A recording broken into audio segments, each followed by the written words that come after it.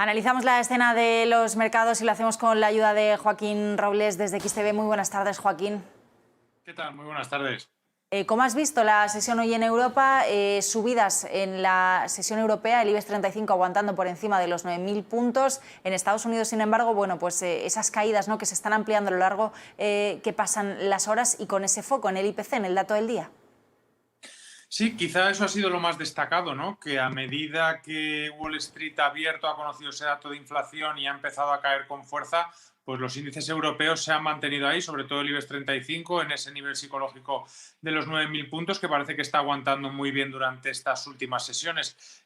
Como decías, ¿no?, lo más destacado ha sido ese dato de inflación en Estados Unidos, 4,2 cuando se esperaba un 3,6. Es verdad que los inversores ya descontaban que ese dato podía ser un poco más amplio, ¿no?, de lo esperado, teniendo en cuenta, ¿no?, la situación del año pasado, de cómo había caído la inflación, del efecto base, de la fuerte recuperación con más de un 6% de crecimiento durante el primer trimestre en Estados Unidos por el PIB, y ahora a ver lo que pasa, ¿no? Por un lado sí que hay un miedo a que esta fuerte inflación pueda desencadenar un sobrecalentamiento que pueda obligar a la Reserva Federal a actuar antes de tiempo endureciendo la política monetaria, pero bueno, tampoco se puede ver como una amenaza, ¿no?, como que vaya a cambiar el sentido del mercado, porque precisamente si el día de mañana la Reserva Federal decide endurecer su política monetaria es precisamente porque las condiciones económicas son buenas, está creciendo Estados Unidos, porque tiene una tasa de empleo por debajo quizá del 5% y porque la inflación está controlada o la quiere controlar con este tipo de movimientos.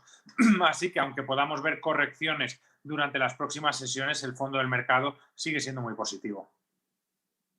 A raíz de ese dato hemos estado viendo en la jornada de hoy cómo han subido con fuerza esos rendimientos de los bonos del Tesoro de Estados Unidos después de ese informe de los precios al consumidor. De hecho, bueno, los tenemos con una subida, ahora mismo están en 1,68, marcando ese nivel. ¿Qué es lo que podemos esperar ahora mismo de la renta fija estadounidense?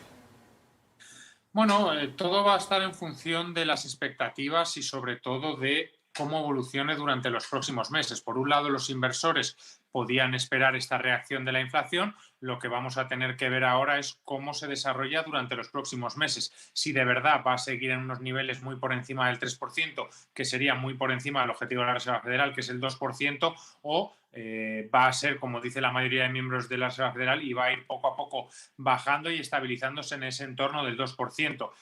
Todavía el rendimiento del bono no preocupa tanto como durante el mes de marzo, que llegó a superar el 1,77%. De momento se mantiene ligeramente por debajo. Y bueno, obviamente esto es muy negativo, ¿no?, para los tenedores de bonos, que al final ven que si la inflación no para de subir o está muy por encima de los niveles actuales, pues bueno, con los bonos que tienen es mejor soltarlos, ¿no?, porque van a perder capacidad adquisitiva de mantenerse así la inflación. Así que puede desencadenar una fuerte oleada de ventas, pero bueno, seguimos nosotros muy cautos. Esta tarde vamos a escuchar a un par de miembros, ¿no?, de la Reserva Federal, seguramente reiteren, ¿no?, ese mensaje de que esto es transitorio, de que hay que mantener la calma, y seguramente también durante las próximas sesiones, esta semana mismo, se contengan, ¿no?, estas caídas que estamos viendo en renta variable y otra vez volvamos a estar a la expectativa. ¿Qué me dices, ¿no?, de los resultados que hemos conocido hoy en Europa? Sobre todo destacado el movimiento al alza de Commerzbank y, bueno, en definitiva, el comportamiento, ¿no?, de un sector bancario bueno, pues que sigue bastante bien en lo que llevamos de año.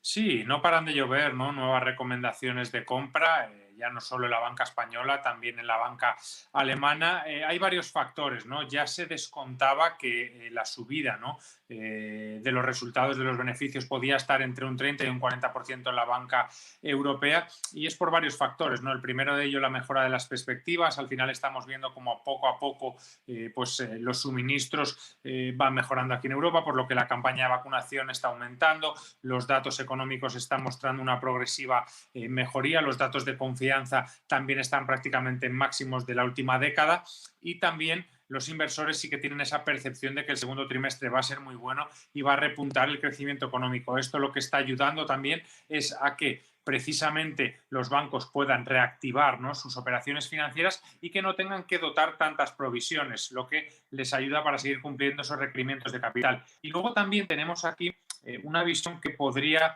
perjudicar a otro tipo de valores, el tema de la inflación, ya que una subida de la inflación podría acelerar un endurecimiento monetario, pero precisamente un endurecimiento monetario en parte le viene mejor al sector bancario, ¿no? Que podría permitir ensanchar un poco más los costes de financiación y tener algo más de margen de beneficio. Yo creo que de ahí que haya rebotado, ¿no?, ligeramente la banca española durante la sesión de hoy, que empezó más en negativo y en cuanto conoció ese dato de inflación y empezaron las caídas en Wall Street fue tornándose, ¿no?, a positivo. Y bueno, veremos, pero desde luego es uno de los sectores junto a las materias primas y al turismo que mejores perspectivas tiene de cara a los próximos meses.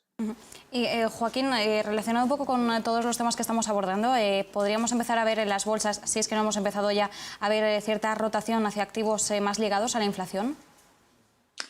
Probablemente sí, ¿no? Nosotros, de todas formas, ahora lo que esperamos es una corrección durante las próximas semanas. No sabemos si este dato de la inflación lo va a desencadenar o quizá los inversores vayan a esperar un poco más, a ver cómo evolucionan los estímulos de Biden, que ahora se pone en duda, claro, ese plan de estímulo de infraestructuras, si de verdad va a haber un sobrecalentamiento, si quizás con el plan también la posible subida de impuestos, pero sí que esperamos, ¿no?, una contracción del mercado, una recogida de beneficios, va subiendo más de doble dígito la mayor parte de los índices, ya han recuperado muchos de ellos todo lo que perdieron en la pandemia, incluso algunos están en máximos históricos, y a partir de ahí sí que ya valoraríamos más, ¿no?, una rotación de activos o volver a entrar en el mercado, y quizás los que nos puedan proteger, ¿no?, más de la inflación, pues obviamente van a estar más demandados, ¿no?, porque va a ser algo que tarde o temprano impacte en los mercados. Y esto no es por otra cosa que por los fuertes estímulos monetarios, tanto de gobiernos y bancos centrales, que siguen activos y que parece que los inversores siguen teniendo miedo, ¿no?, a que se puedan reducir durante las próximas semanas o meses. Pues Joaquín Robles, muchísimas gracias por acompañarnos en este análisis de mercados. Buenas tardes. Igualmente, muchas gracias. Gracias a ti también.